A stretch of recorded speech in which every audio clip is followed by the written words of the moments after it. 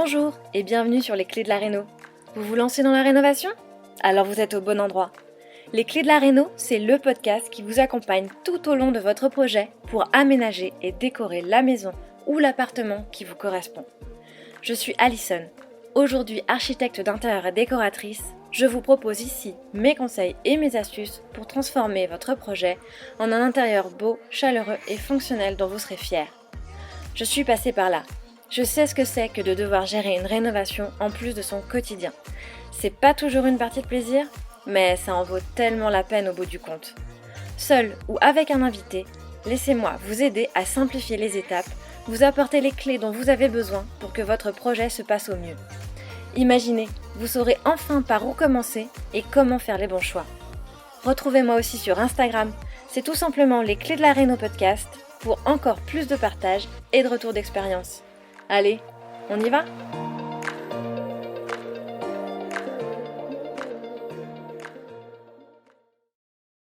Hello les rénovatrices et les rénovateurs et bienvenue sur Les Clés de la Réno, le podcast. Alors ça y est, t'as trouvé l'appartement, tu as le projet, tu sais ce que tu veux faire.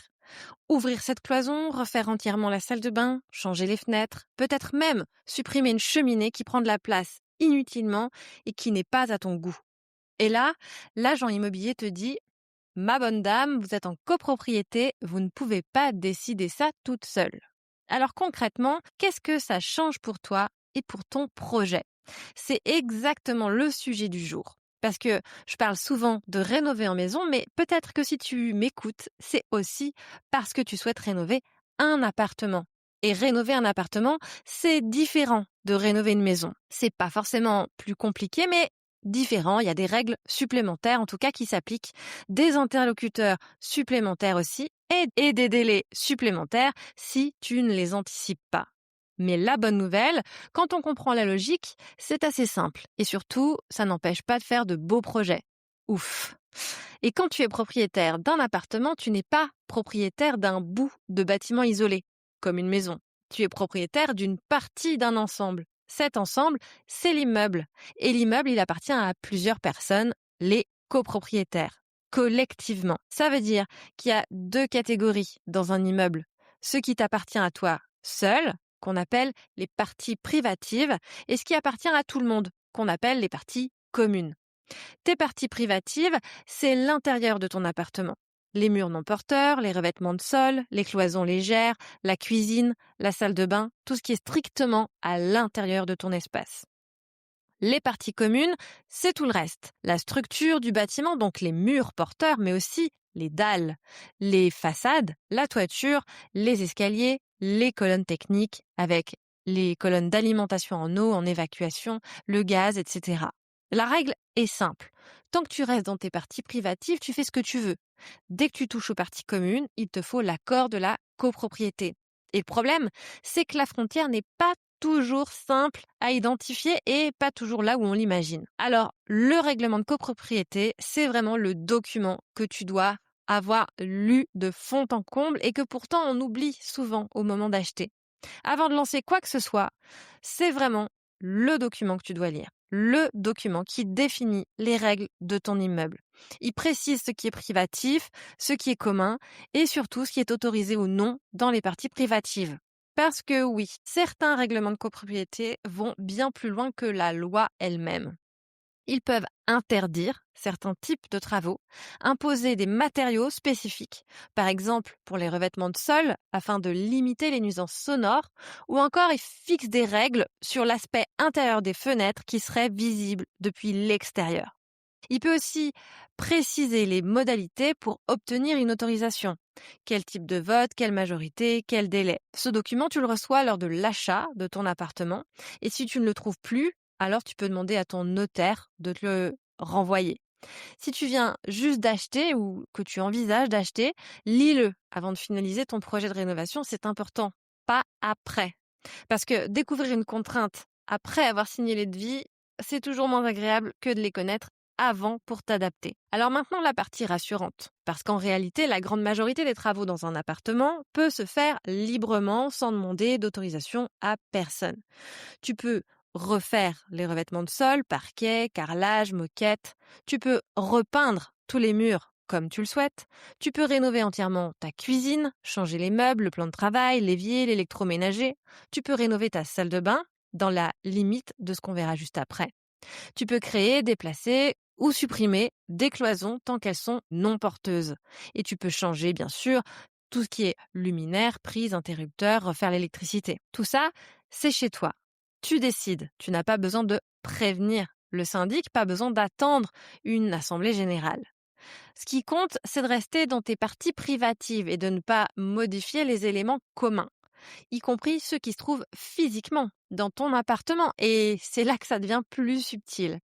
C'est le point qui surprend le plus souvent. Certaines parties communes sont physiquement situées dans ton appartement, alors qu'elles ne t'appartiennent pas. Le premier exemple et le plus récurrent, c'est les colonnes. Colonnes techniques, colonnes d'eau, d'évacuation, de gaz, qui passent dans ta cuisine ou dans ta salle de bain le plus souvent. Ces colonnes, elles appartiennent à la copropriété.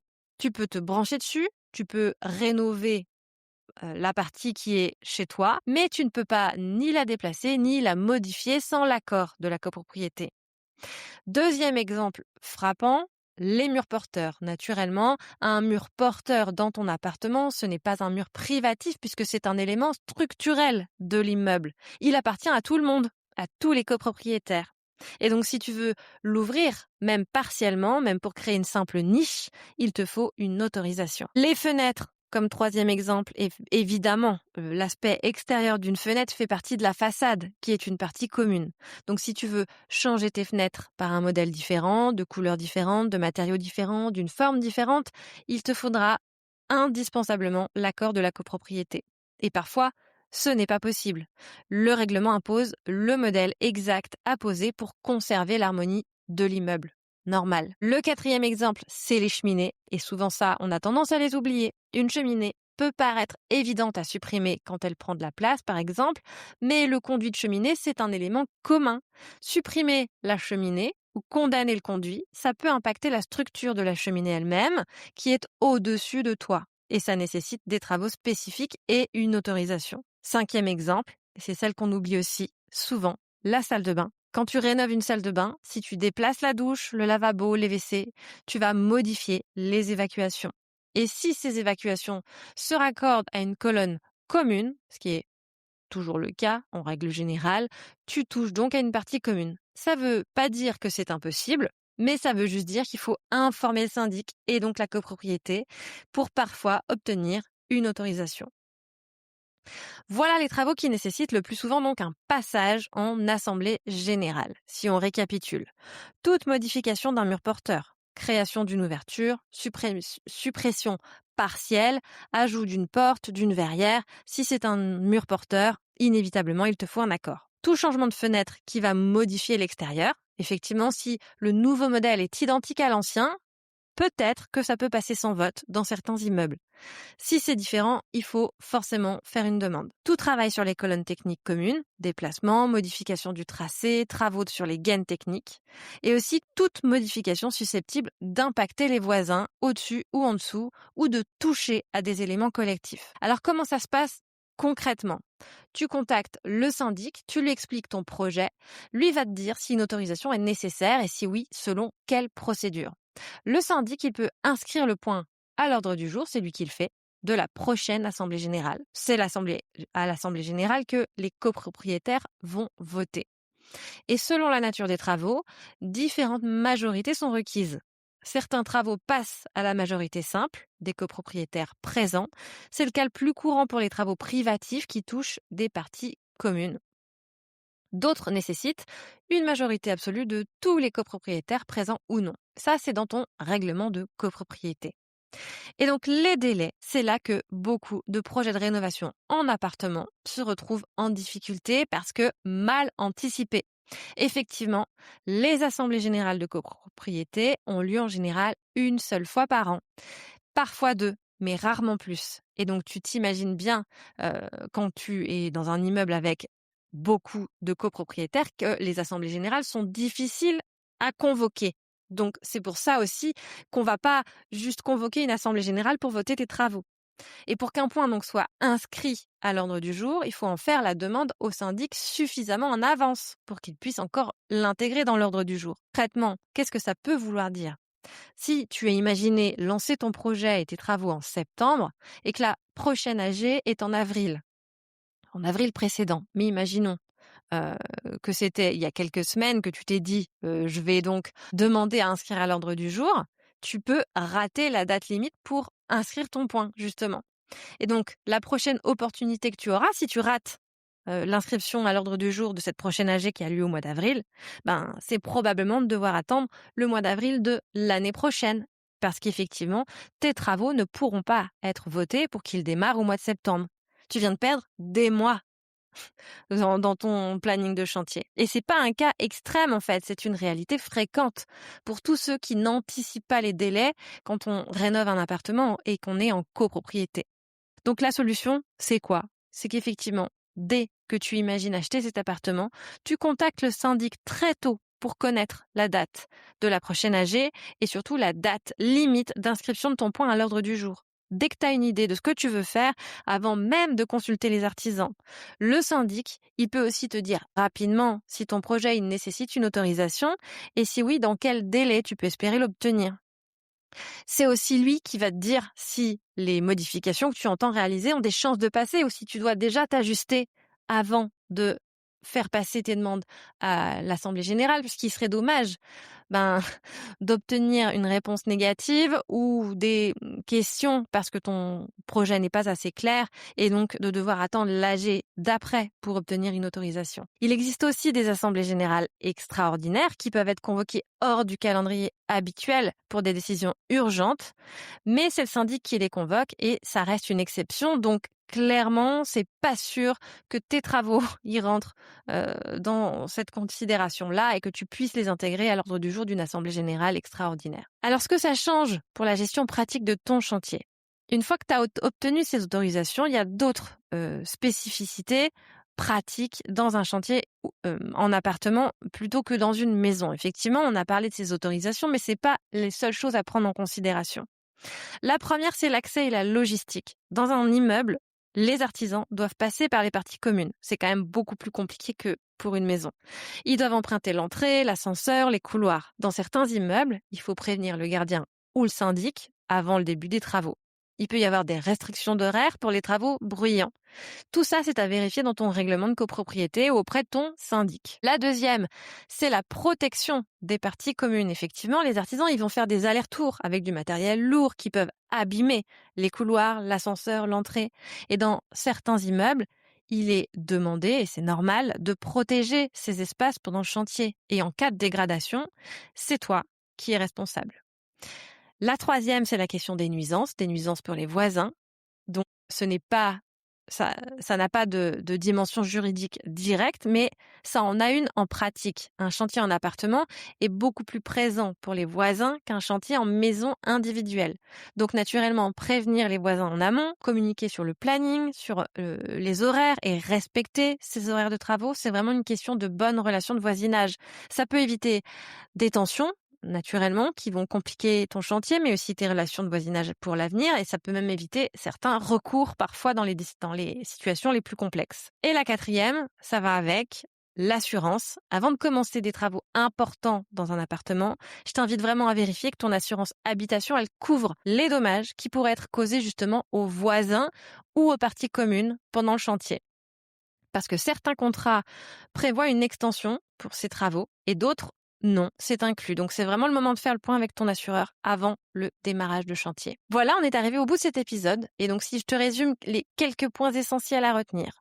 Rénover un appartement, c'est naviguer entre ce qui est complètement à toi et où tu peux décider librement, et ce qui touche aux parties communes où l'accord de la copropriété est nécessaire. Donc, la grande majorité des travaux courants se font librement, peinture, sol, cuisine, cloison, mais dès que tu touches à la structure, aux fenêtres, aux colonnes techniques ou à certains éléments de façade, il te faut naturellement passer par le syndic pour obtenir un accord auprès de la copropriété.